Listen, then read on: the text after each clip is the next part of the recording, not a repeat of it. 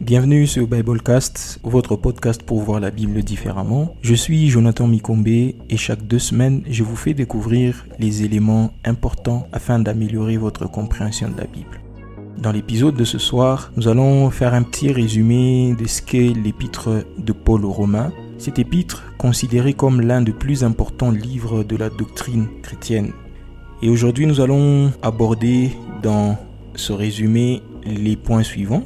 Nous allons parler de la circonstance ou des circonstances de rédaction du livre. Nous allons parler de la naissance ainsi que de l'évolution de l'église de Rome. Nous allons parler du début, parce qu'il y en a plusieurs, de l'épître de Paul aux Romains.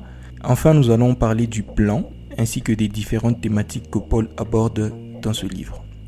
Alors, installez-vous confortablement et on démarre.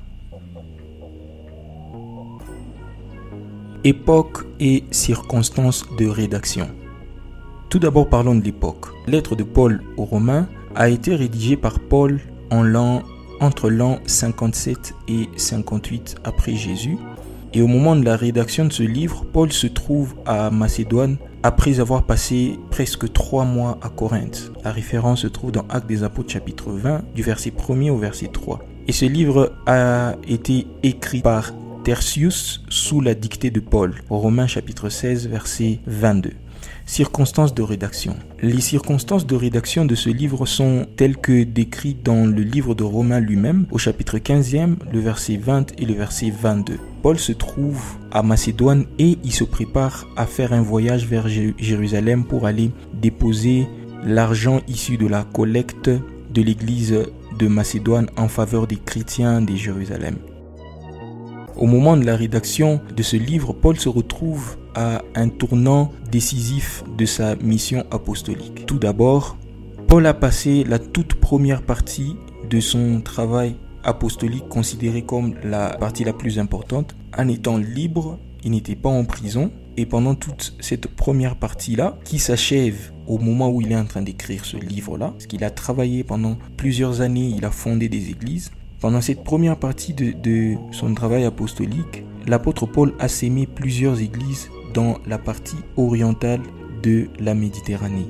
Macédoine, Corinthe, Thessalonique, ainsi de suite. Et en ce moment, Paul nourrit les ambitions d'aller conquérir la partie occidentale, Rome et Espagne. Vous trouvez ces références dans le livre de Romains, chapitre 15, verset 19 et chapitre 15, verset 24. Et donc Paul est à un tournant décisif de sa vie. C'est qu'il a fini une première partie de sa mission. Il doit se rendre à Jérusalem. Il ne sait pas ce qu'il attend là-bas, ce qui peut arriver. Il reçoit de plus en plus de messages prophétiques pour lui dire que voilà, il y aura des chaînes, il ira en prison, ainsi de suite. Il ne sait pas à quoi s'attendre quand il part. Et également, il a travaillé du côté oriental et il a maintenant les ambitions d'aller du côté occidental. Il s'agit là les circonstances qui entourent la rédaction de ce livre de Romains. Ce livre est considéré comme un legs de la première phase apostolique de Paul. Parce que Paul arrive à la fin de la première phase et il va profiter de ce petit repos qu'il va avoir à Corinthe pour pouvoir structurer la pensée de ce qu'il appelle son évangile et coucher ça par écrit d'une manière structurée et organisée. L'église de Rome.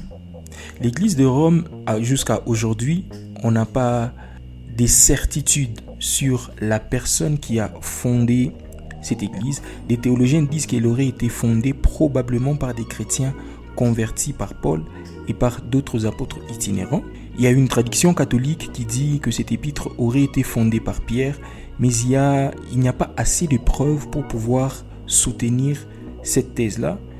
Il y a certains autres théologiens par contre qui partent de l'expérience de Actes chapitre 2, le jour de la Pentecôte. La Bible dit qu'il y avait des Juifs de Rome qui étaient ce jour-là à Jérusalem et qui ont été touchés par la prédication de Paul, qui se sont convertis, quand vous lisez dans Actes chapitre 2 verset 10, et sont repartis à Rome et ont ramené l'évangile à Rome. Il y a certains théologiens qui partent de là pour dire que c'est avec ces Juifs qui étaient présents le jour de la Pentecôte à Jérusalem que l'église de Rome aurait commencé. Mais ce qui est sûr, quoi qu'il en soit, il y a eu une première communauté chrétienne qui paraît à Rome, qui s'est formée à Rome, et elle appartenait à Aquilas et Priscille, les deux personnages qui sont dans Actes des Apôtres chapitre 18, avant leur départ vers Corinthe, où ils ont fait la rencontre de Paul. Aquilas et Priscille étaient à Rome. Ensuite, il y a eu une décision qui a été prise par l'empereur Claude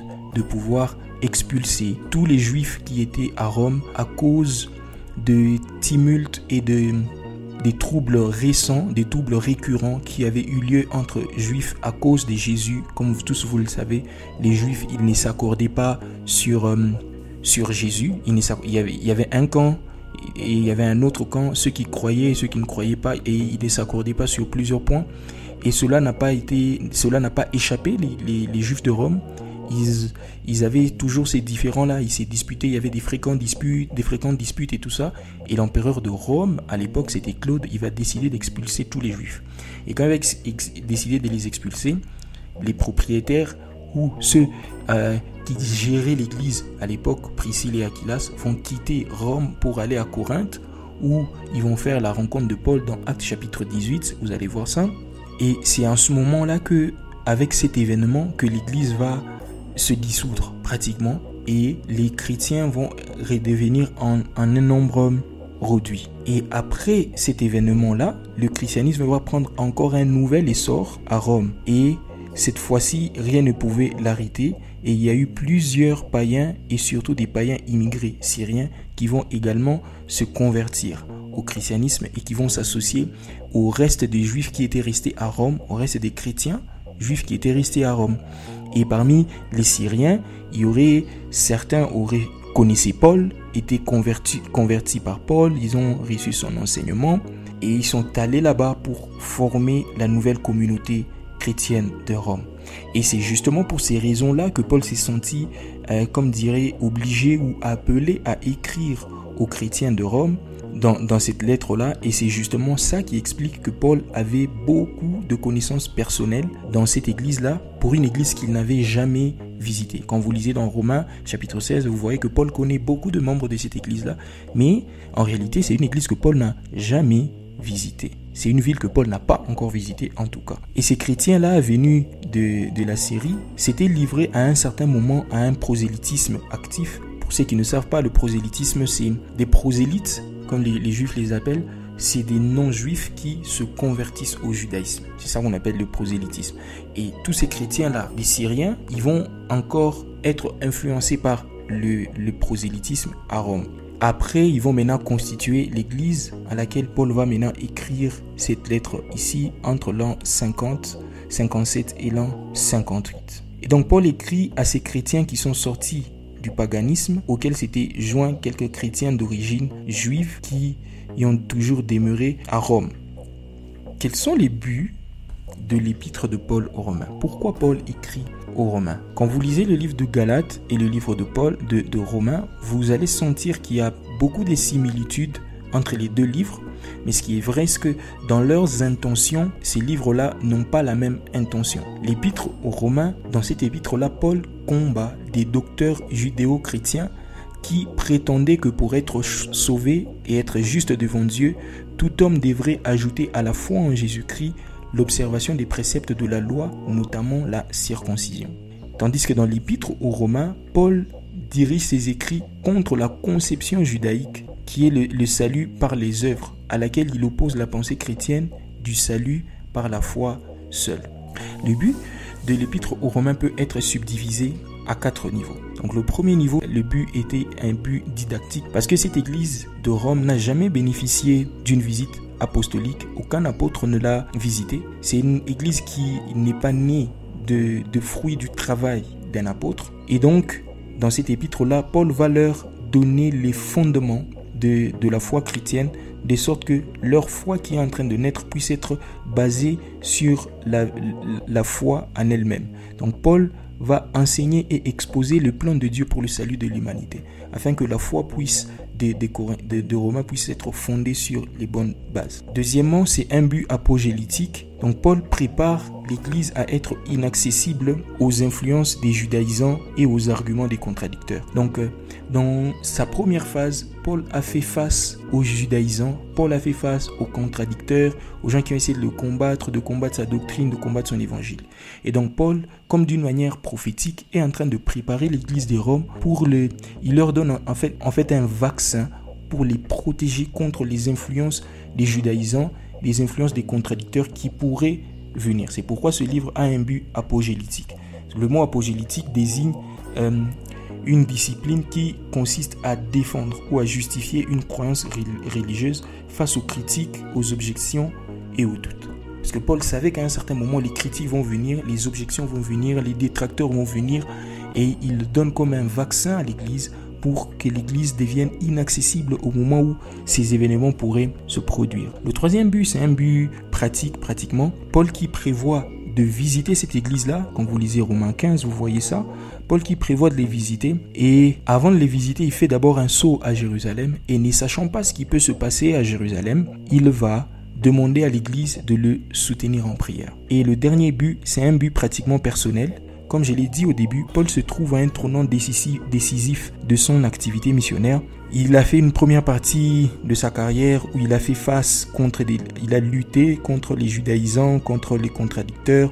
Il a connu des problèmes dans les différentes églises qu'il a fondées dans la partie orientale de la Méditerranée. Il profite de quelques mois de répit qu'il a à Corinthe pour pouvoir en quelque sorte faire un bilan de sa pensée, de ce qu'il appelle son évangile, et de mettre ça sous une forme structurée et permanente. Et il en fait au fait un résumé. Il fait au fait un résumé de ce qu'il appelle son évangile, ce qu'il met dans le livre de Corinthe. La plupart des théologiens disent que ce qu'il a écrit dans le livre de Romains, c'est généralement les messages qu'il donnait de façon orale dans les églises qu'il avait visitées. Et comme il n'a pas encore eu la chance de pouvoir visiter l'église de Rome, il va leur faire une synthèse de tout ce qui a été comme son évangile, l'enseignement qu'il a toujours donné là où il partait physiquement, et l'enseignement auquel généralement il faisait référence quand il écrivait les lettres à ces églises-là. C'est la raison pour laquelle vous trouvez que le livre de Romains, c'est un livre le plus important, parce que Paul a été parmi les apôtres qui ont travaillé ardemment pour pouvoir faire asseoir la doctrine du christianisme. Et dans le livre de Romains, c'est là qu'il explique sa doctrine. Tout ce qu'il prêchait oralement dans les villes où il se trouvait, comme il n'avait pas encore eu l'opportunité d'être à Rome, il va coucher ça par écrit. Le plan et thématique abordé par Paul dans l'épître aux Romains. Les livres aux Romains se divisent en deux parties qui ne sont pas égales. Okay? La première partie va du chapitre 1er jusqu'au chapitre 11e, où Paul parle de la doctrine du salut par la foi. Et la deuxième partie part du chapitre 12 au chapitre 15, où Paul parle de la vie et de la conduite des personnes qui sont sauvées. Et ensuite, il va finir par une petite conclusion qui prend une partie du 15e chapitre et l'intégralité du chapitre 16e. Alors, la première partie, doctrine du salut par la foi en Jésus seul. Donc cette partie, comme je l'ai dit, va du chapitre 1er au chapitre 11e. Et cette partie en elle-même comprend deux sections. La première section qui va du premier chapitre jusqu'au 8e chapitre. Et dans cette section, Paul parle du salut assuré en Christ à tout croyant.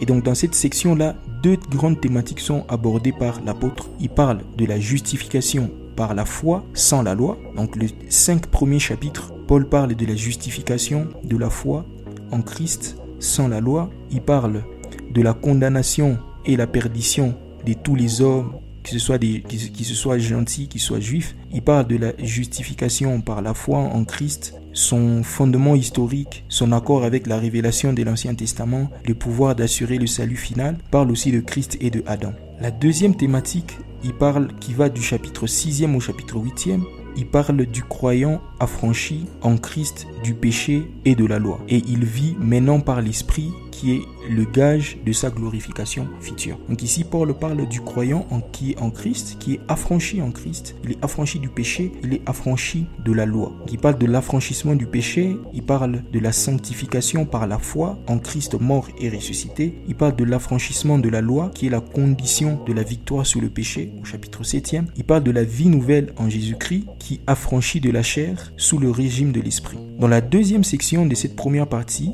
il parle de l'incrédulité du peuple juif en présence du salut par la foi. Où il explique comment les Juifs, en présence du salut, au lieu de croire pour être sauvés par la foi, ils ont été incrédules et ils n'ont pas reçu le salut. Et là, il parle de la souveraineté des dieux, il parle de la masse juive qui a été rejetée par sa faute, il parle du rejet partiel et temporaire d'Israël en l'occasion de la conversion des gentils. Donc, il parle de comment est-ce qu'Israël a été rejeté temporairement pour que les convertis, les gentils puissent être convertis, au chapitre 11e. Dans la deuxième partie du livre, qui part du chapitre 12e au chapitre 15e, Paul exhorte maintenant ceux qui sont sauvés par la grâce de Dieu. Il va maintenant ici parler de comment, quand on est sauvé, comment devrons-nous vivre par des règles de conduite générales des enfants de Dieu, de ceux qui sont sauvés par la foi, dans les chapitres 12e et les chapitres 13e, par également du rapport entre ceux qui sont forts et ceux qui sont faibles dans la foi, comment on devrait se supporter mutuellement quand on est fort et quand on est faible dans la foi. Et enfin, il va finir par une conclusion au chapitre 15e, une partie, et l'intégralité du chapitre 16e,